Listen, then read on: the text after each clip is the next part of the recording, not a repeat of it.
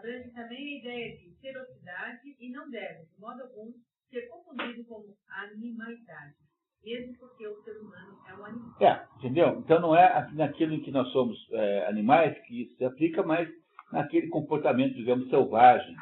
Entendeu? Então aplica-se assim a pessoas extremamente animalizadas, aos adolescentes em geral.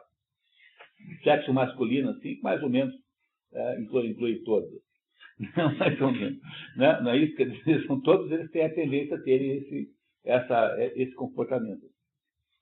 As disposições opostas, no que tange a dois desses três estados, são evidentes. Há uma delas que chamamos de virtude. A virtude é inimiga, é contrário do quê? Da caquia, do vício. Tá? É isso? Tá? Então, o que é? Olhem na primeira linha, por favor, do resuminho ali. O que é a caquia? É falha na medida, falta de virtude. Então, o contrário do vicioso é o virtuoso.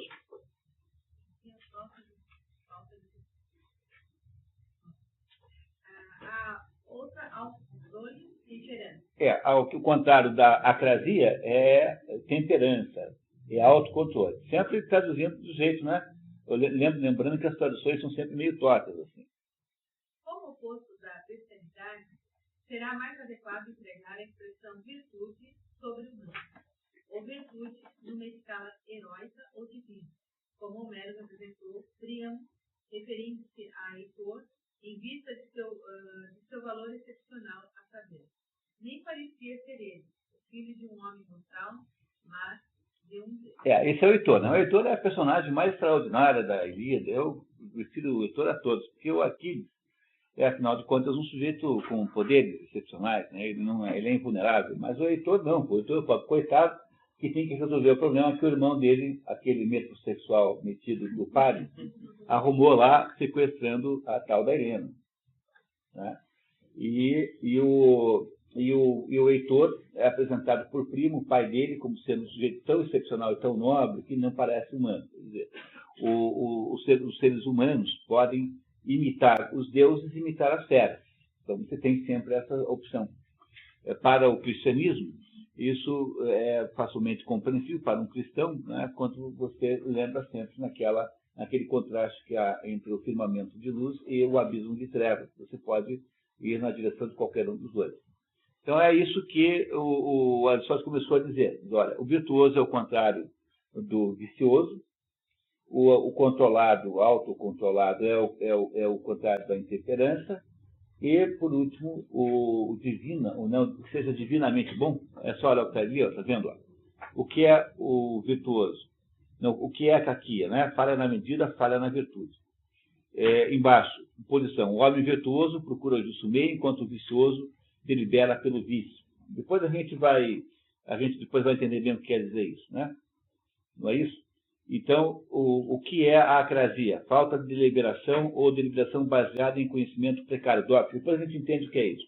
E o que é o teleotes? É aquele que é o excesso de vício ou extravasamento dos limites da natureza humana. Né? Tá certo? Da natureza humana. Então, o sujeito que se comporta assim, então, alguém que come como um porco, está dentro desse critério. Compreendemos? Então, o grau mais grave de obesidade chama-se suinismo.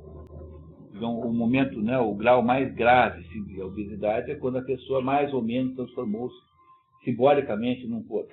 Então, há aí uma degradação da natureza humana a um aspecto animal.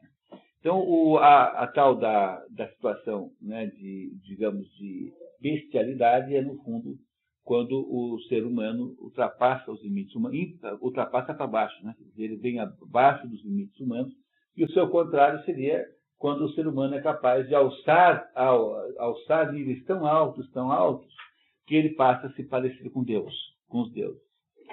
Essas três coisas são muito diferentes. É isso que Aristóteles vai nos explicar agora. Até agora parece claro para vocês isso? Tá, então vamos lá. No ponto seguinte, como dizem os homens que a virtude excepcional transforma homens em Deus, a disposição oposta à bestialidade será claramente alguma qualidade mais do que humana, posto que não há isso que chamamos de virtude no que se refere a um Deus, tanto quanto não existe vício ou virtude. dizer, quando a gente diz que o sujeito parece um deus, que todo parece um deus e que fulano parece um porco, então os porcos não estão submetidos a critérios morais. Então, o porco, quando come assim de maneira um pouco assim deselegante, isso não deve ser jamais considerado um defeito, falta de educação, né? Porque os animais não estão submetidos a critérios morais e os deuses também não estão. Então, é sempre mais ou menos por analogia, digamos, analogia literária, que você faz isso. A qualidade do dom divina é algo mais especial do que a virtude. E a qualidade de mal especial é de um tipo distinto do vício. Quer dizer, não são tipos de vícios. Porque a qualidade de alguém que é divino é mais do que uma qualidade, tanto é que não pode ser, na verdade, elogiado, porque Deus não deve ser elogiado por ser Deus, ele é Deus em si próprio, não é uma coisa que envolva mérito. E da mesma forma que a bestialidade aqui também não é um vício, não é um vício, é, no fundo, alguma coisa mais grave do que um vício, mais grave no sentido de que é pior do que um vício, quer dizer, alguma coisa fora do controle da pessoa que o tem. Assim, vamos esperar que ele vai nos explicar tudo com calma. E como é raro para um homem, ser divino, no sentido de essa palavra aqui empregada pelo Lacedemônio, como um termo de suma admiração aplicada a alguém. Lacedemônios são os espartanos, né? Tá? Espartanos. Também é raro haver um caráter especial entre os seres humanos, o qual é encontrado mais frequentemente entre os bárbaros. Aí já vai um pouco de imperialismo grego, né? Então, bárbaro para um grego é todo mundo que mora ali naquelas regiões assim selvagens, tanto da Ásia quanto da África.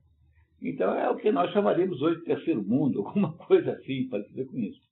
A gente usa a mesma coisa, não precisamos nem falar assim. Quando você ouve dizer que na África tem lá aquele hábito de extirpar o clítoris das crianças, você acha que um ato bárbaro. Então, é isso que ele está falando, tá? Quer dizer, quem é capaz de atos bárbaros não são os gregos, são pessoas que têm um outro jeito de ser, a sua natureza é diferente, enfim,